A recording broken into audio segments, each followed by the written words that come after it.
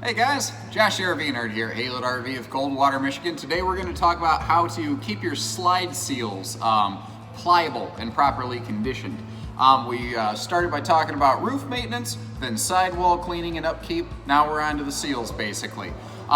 This is an especially important topic because something a lot of folks are unfortunately very familiar with is the fact that insurance companies, in the event of a failure in seam leak, they won't cover failed seals. That is a maintenance item. This is kind of the equivalent, again, of sort of changing the fluids in your vehicle. This is an up to you thing. Thankfully, guys, it's very simple. Now, if your camper spends most of its time in storage and it spends very little time with the slide open outside and exposed to the weather, then you're probably going to need to do very little of this, and chances are one can of this stuff, I picked the wrong can with some barcode right on the label, whatever. Anyway, it says slide out rubber seal treatment. Real complicated, right?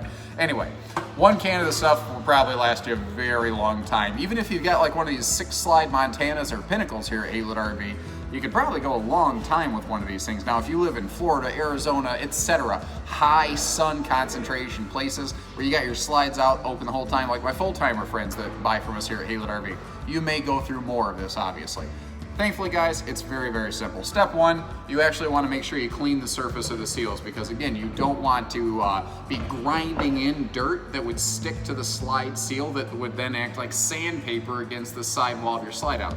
Obviously, that doesn't sound like a good idea. Step two, very simple. Just get yourself a little rag, shake well before using, and it doesn't take a lot. You just have the nozzle this pretty close, and it's actually a little foaming applicator stuff. You just kind of get it on the rag right there. And then really all you do, you just kind of go through nice and slow and you just coat the seals. You just want to make sure that you get a little bit of this all over the entire seal, get it nice and shiny. And that's it. That's literally all the harder this is.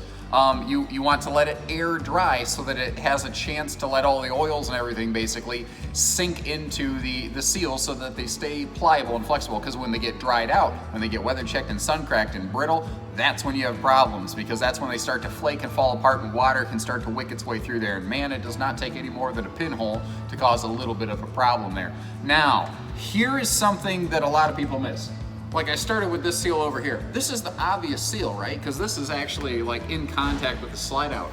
Don't forget, you've got a bulb seal over here as well. There's usually another seal on the back side of a slide flange. Now naturally, I did an amazing job of picking out one camper that doesn't have a bulb seal over here. It actually has the bulb seal over here. So in this case, it is a little more easy and obvious, but many trailers have an additional bulb seal on this side over here against this slide flange.